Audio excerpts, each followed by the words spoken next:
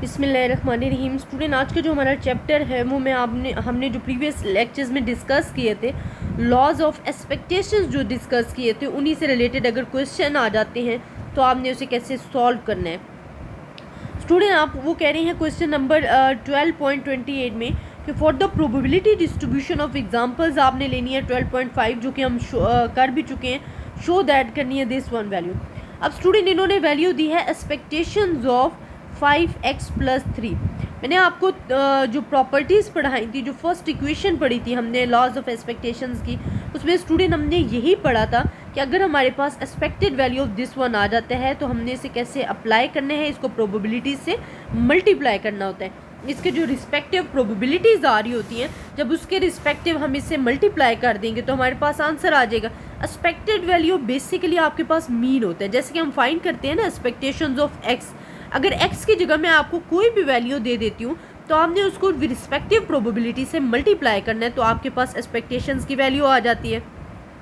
यही काम स्टूडेंट यहाँ पे हुआ है। और हमने क्या किया है कि एक तो हमारे पास ये भी मेथड है, इनको हमने इक्वालिटी को शो करना है कि दोनों आंसर आपके पास इक्वल आने चाहिए। फर्स्ट आप क्या करो कि 5x+3, x की वैल्यूज़ आपके पास ऑलरेडी मौजूद है। आप x की वैल्यूज़ पुट करते जाओगे, आपके पास आंसर आता जाएगा और उस आंसर को आपने with respective to probabilities multiply करना है। आपके पास 3, 3, 9, 9/10 हो जाएगा, 8 and 6 48, 48 डिवाइडेड बाई 10 हो जाएगा, एंड 13 डिवाइडेड बाई 10, तो आपके पास टोटल 17 डिवाइडेड बाई 10 जो है वो वैल्यूज़ आ जाएंगी। अब स्टूडेंट सेकंड वो आपको क्या कह रही हैं, वो आपको कह रही हैं आपने मालूम करके बताने कि जो आंसर है यहाँ भी 7 आए तो 5 एक्सपेक्टेशंस ऑफ x+3 जो है वो भी आपके पास 7 के ही इक्वल आना चाहिए। अब स्टूडेंट, क्योंकि एक्सपेक्टेशंस ऑफ x आप फाइंड कर चुके हो, एक्सपेक्टेशंस ऑफ x आप कैसे फाइंड करोगे स्टूडेंट? आपके पास x और जो प्रोबेबिलिटीज़ ऑफ x हैं उनको आप मल्टीप्लाई करोगे और जो उसका सम आएगा वो आपके पास आएगा 8 डिवाइडेड बाई 10।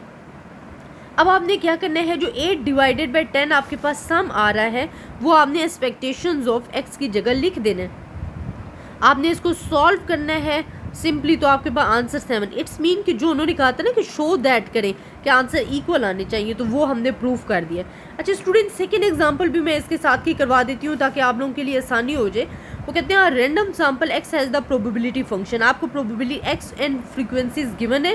इट्स मीन आपको जो प्रोबेबिलिटीज़ हैं वो आपको गिवन है, क्योंकि ये प्रोबेबिलिटी फंक्शन गिवन दिया गया। वो कहते हैं आपने जी फाइंड करना है एक्सपेक्टेशंस ऑफ x फाइंड करना है, expectations of this value find करनी है, expectations of x² and expectations of this values का x² आपने फाइंड करना है। अब स्टूडेंट, फाइंड हमने कैसे करना है कि देखिए, सबसे पहले हम कहते हैं एक्सपेक्टेशंस ऑफ x। जब एक्सपेक्टेशंस ऑफ x आपने फाइंड करना है, इट्स मीन आपने मीन फाइंड करना है, और एक्सपेक्टेशंस ऑफ x जो हमारे पास होता है वो इक्वल होता है summation of x and probability of x। आपके पास x की वैल्यूज़ भी आपको गिवन है, प्रोबेबिलिटीज़ की भी वैल्यूज़ गिवन है। आप इनको मल्टीप्लाई करो तो जो आपके पास आंसर आएंगे स्टूडेंट, आप उसका सम ले लो तो आपके पास एक्सपेक्टेशंस ऑफ x जो है वो आ जाएगा, जो कि इक्वल होगा 1 के। इसी तरह अगर आपको कह रहे हैं कि आपने एक्सपेक्टेशंस ऑफ x² फाइंड करना है, तो स्टूडेंट सिंपल है, आपको x की जगह अगर एक्सपेक्टेशंस ऑफ x² फाइंड करने के लिए कह दिया गया है तो आपने सिर्फ और सिर्फ कहाँ पे चेंजिंग लानी है, x की जगह x² लिख देना है एंड मल्टीप्लाई करना है with respective to their probabilities. तो हम यही वर्ड कर रहे हैं कि x² हमारे पास गिवन था, x हमारे पास गिवन था, x का हमने स्क्वायर लेते जाना है। x का स्क्वायर लोगे तो ये 4 हो जाएगा, 3, 3, 9 हो जाएगा, 1 का स्क्वायर 1 हो जाएगा। अब हमने इसको with respective to probabilities multiply करते जाने, तो जब आप प्रोबेबिलिटी से मल्टीप्लाई स्टूडेंट करोगे तो आपके पास क्या आ जाएगा, ये प्रोबेबिलिटीज़ आप लिखोगे 1/4/3 आ जाएगा, 9/2 आ जाएगा एंड 1/6। जब आप इसका सम करोगे तो आपके पास क्या आ जाएगा, 36 डिवाइडेड बाई 6 आ जाएगा।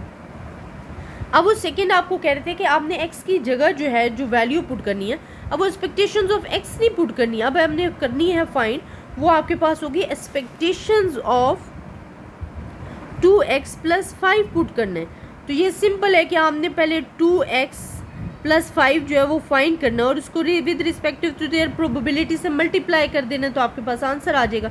तो सबसे पहले हमने क्या फाइंड करना है, 2x+5। x की वैल्यू स्टूडेंट आपको गिवन है, आप x की वैल्यूज़ पुट करते जाओ, आपके पास आंसर आता जाएगा। आपको मैं एक वैल्यू पुट करके बता देती हूँ, 2x+5 है, x की वैल्यूज़ -2 है, तो 2 - 2 +5। तो आप जब इसे सॉल्व करोगे तो आपके पास आएगा -4 + 5, जो कि 1 की इक्वल आ रहा है, इट्स मीन आपके पास वैल्यू जो है वो 1 आ रही है। इसी तरह आप 3 पुट करके देखोगे, 1 पुट करके देखोगे, आपके पास डिफरेंट वैल्यूज़ आएंगी। आपने उनको with respective to their probabilities जो है वो मल्टीप्लाई करना है, तो आपके पास ये आंसर जो है वो आता जाएगा। अब देखिए 1 को आपने मल्टीप्लाई किया 1/3, इसके साथ आपने मल्टीप्लाई किया। 11 को मल्टीप्लाई किया 11/2, 7 को किया 7/6, तो आपके पास टोटल 7 आ गया। अब स्टूडेंट आपने क्या करना है कि 2x + 5 का होल स्क्वायर लेना है और विद रिस्पेक्टिव जो आपके पास प्रोबेबिलिटीज़ है उसके साथ मल्टीप्लाई करना है, तो आपके पास ये आंसर आ जाएगा और ये आपने क्वेश्चन सॉल्व करना है। तो स्टूडेंट ये आपके पास बहुत ही सिंपल क्वेश्चंस हैं और आपने लॉज ऑफ एक्सपेक्टेशंस को अप्लाई करना है। अगर ऐसी एग्जांपल्स आ जाती हैं, आई होप आपको इन दोनों एग्जांपल्स की समझ भी आई होगी।